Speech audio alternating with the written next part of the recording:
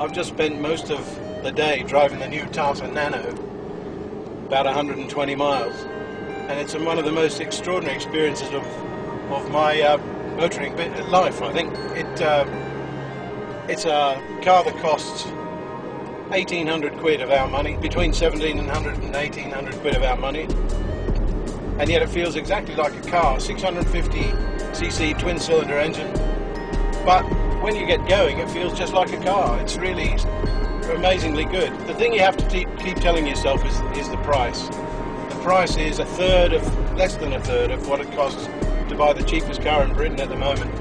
That's in India. When it hits our shores it'll be probably 4,000 quid, but it's still amazingly cheap.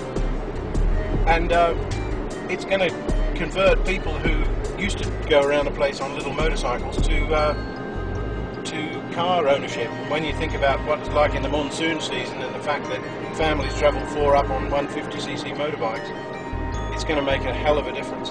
The driving characteristics of this car are amazing. It has no power steering, but it doesn't need it. The engine's down there underneath the back seat.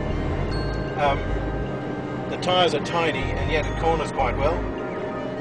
It'll cruise, top speed 70 miles an hour, it'll cruise at about 60-65. It gives well over 50 miles per gallon, even if you cane it, which you're inclined to do. It's surprisingly refined. The ride's not amazing, but there are plenty of cars that are no better. And it steers well. It's fairly quiet. It's the seats. We've done 120 miles on these seats. They look very flat, but they work fine.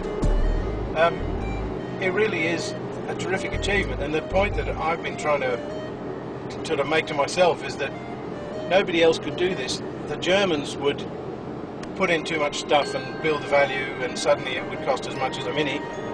The Americans would start by pricing it just under the opposition, which would immediately disenfranchise all those people on the motorcycles. It really is an Indian contribution to the new world of motoring. It's as significant in some ways as a Model T Ford. Imagine somebody coming along to a place like this, India, and saying, I'm going to slash the cost of motoring by 2. That's what Henry Ford did in the 20s, and that's what Ratan Tata's done now. It's an amazing car.